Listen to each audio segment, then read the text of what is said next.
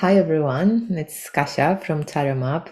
I just bought this cool program, so I wanted to share it with you and show you where we find planets in the real sky when we look up, at night or during the day. Because of our technological advance, we can see what constellations the planets are moving through.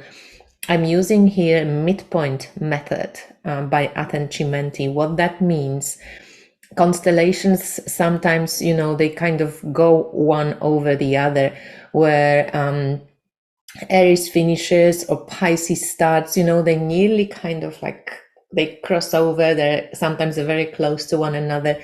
So what Aten did, because he's an astrologer and he's actually aware of the ecliptic as it is from astrologer's point of view, not just astronomy point of view. He took the last star of one constellation or the first and the last star of the previous constellation, and he created a midpoint. And he said it varies from the living sky very little, up to half degree. So that's not a lot. So let's see what we can see here. I'm just going to zoom in a little bit. I also am using these 13 constellations, right? Because that's what we actually see on the ecliptic. And as we can see here, the sun is in the constellation of Gemini. Here we have Castor and Pollux, the two stars of the constellations of Gemini. And it's an easy constellation to find. I keep checking certain constellations. And for example, I couldn't spot Cancer, even though, I can point with my app on Venus in Cancer when she was there. I just couldn't see. Maybe it was too bright, or my eyes are not that good. But here we see Sun being in the middle of Gemini constellation, with Mercury being very close. And when we move further on over here, Mars and Venus are still very close together. When you actually looked at the skies, when they were in conjunction, I could only see Venus, to be honest. I couldn't really spot Mars because Venus is closer and Venus is brighter. And when you looked at Venus, Mars was maybe just, kind of behind her, right? Because they're not on the same line. So they here, and as you can see, this is a constellation of Leo. So they definitely in Leo constellation right now. When we move further on, and let's move with the ecliptic. How do you move ecliptic, darling? I can't yet figure out. So here we have South Node is still in Virgo constellation. We know that in tropical astrology, it shifts very soon into Aries and Libra. But as you can see, it's still strongly in Virgo constellation here.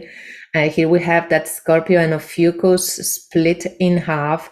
And if you're wondering what is it about, well, you can see that both of these constellations are on the ecliptic, right? This is the part of Ophiuchus. Biggest part of Ophiuchus is, of course, above the ecliptic, but this is a part of Scorpio, and the biggest part of Scorpio is actually below the ecliptic. So they kind of both create this, they occupy the space where they both kind of have parts of them on the ecliptic. Scorpio having brighter stars. That's why I think our ancestors maybe used Scorpio, but it's interesting that Scorpio always had so many different expressions, like the snake, like the scorpion, like the eagle, like the phoenix. There's many different faces to Scorpio, and I think because of Ophiuchus and because the ancient Egyptians, as Julie Kuchia-Watts, in one of our interviews, you can check it out. We talk a lot about Ophiuchus, and she has explained that, in Dendera temple, there is Ophiuchus depicted, the constellation of Ophiuchus. It sits like between Scorpio and Sagittarius. It is a little bit higher up, and it's shown as a man sitting on a throne carried by a snake. And Ophiuchus is also called a serpent bearer, and the images often show a man holding a very, very long snake.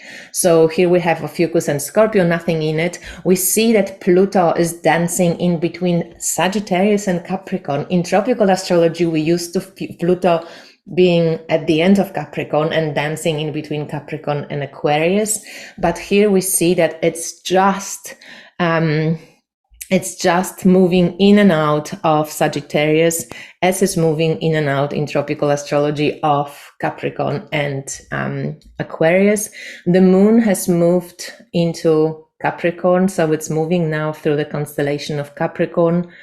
And when we move further away through ecliptic, in Aquarius, we see Saturn in the middle of the constellation of Aquarius. So there's no, is it this or this? Sometimes in this particular system, the cusp really matters. So like with Pluto, it just sits in between. So if Sagittarius finishes, somewhere here is the last star of Sagittarius, and here's the first star of Capricorn. It's kind of like in no man's land, but by the midpoint method, it just sits in between those constellations, and that's how it would look when you look at the sky, actually. Neptune is right here in the constellation of Pisces. Constellation of Pisces, it's quite easy to be recognized. And so let me just grab it, move it forward. So you can see this very typical, Pisces is a huge constellation. We see that it hosts now Neptune, it hosts Chiron. So we have the North Node leaving Aries, moving into Pisces, South Node already being in Virgo, Jupiter being in the middle of Aries constellation. Here is our Aries. Uranus being at the end of Aries constellation, a beautiful Taurus, and not hosting anyone right now. And we move back to our Sun in Gemini.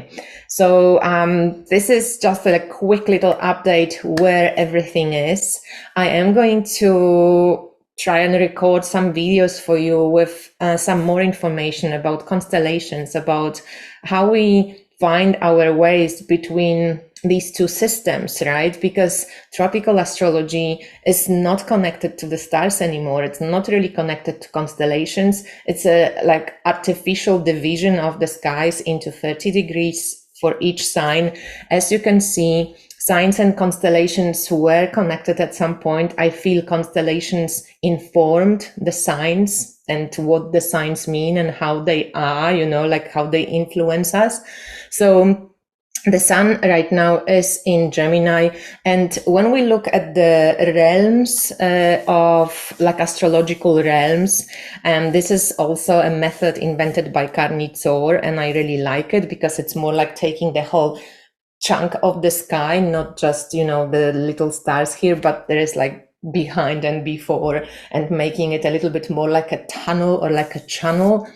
A realm, and the astrological realm of Gemini is called exchange. So we have Mercury, the ruler of Gemini, and the sun in the realm of exchange, which means that sometimes what we are asked to do right now, if it comes to like evolutionary take for all of us collectively, is to look for information outside of us. Sometimes things are outside of us. Sometimes we have to go out and search for things. And then when we are open to receive those things, we can bring them forward into, like new way. So there is this realm of exchanging. It's kind of interesting that Gemini, right? Like it's just this projections and exchange between the two, between the masculine and the feminine, between the two parts that can create something new, something better, something more original, and out of the two becomes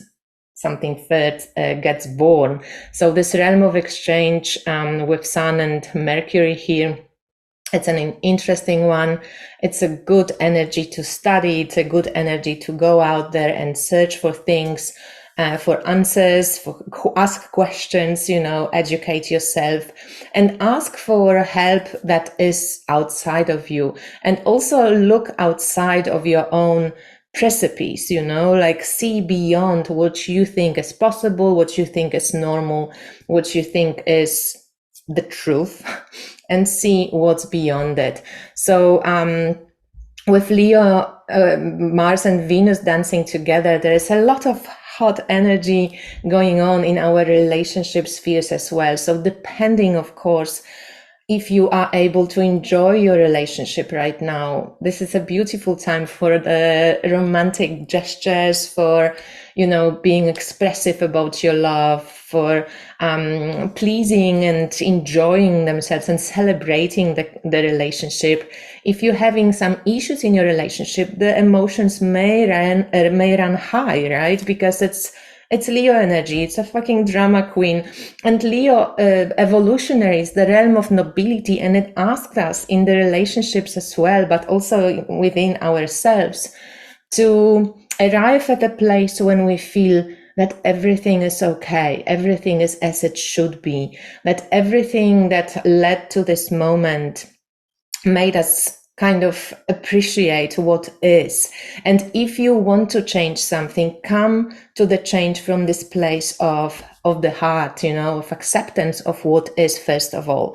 So don't create artificial dramas. Don't make everything bigger than it needs to be, but be aware of your emotions. And Leo rules the heart chakra. So when we have Mars and Venus playing, pulling strings of our hearts, it's really sometimes, it can manifest itself as sadness. It can manifest itself as amazing feeling of renewal and inspiration. So depending where you find yourself on the spectrum, just be mindful that in the end, evolutionary Leo constellation really wants you to just be present, be at ease, be in joy, and be okay with where you are, with who you are, and with whom you are.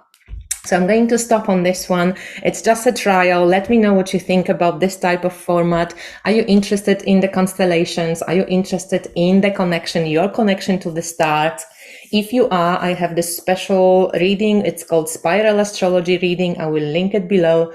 You can get it. It's an hour-long video recording for you, where we go through all the constellations that are important for you specifically, and all the realms that where you need to put some work in to develop this life. So spiral astrology reading, or if you're interested in tropical astrology, there is a 2-hour live or recorded version. You can choose from both. The tropical astrology, the 2-hour reading, is now on special only for another week. So take a look. If you haven't had an astrology reading yet, you might as well get it from me. Thank you. Have a good day. Enjoy your mind opening, and don't project shit onto others, because it's easy with Gemini, but stay open to other people's influences and learn. Bye.